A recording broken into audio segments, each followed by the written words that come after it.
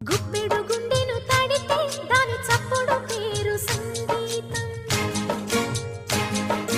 కొప్పున మల్లెలు పెడితే అది చప్పున రమ్మని సంకేతం. అదిరి పడిన పెదవికేంటి అర్థం? అడుగుతోంది ఎదురు చూసి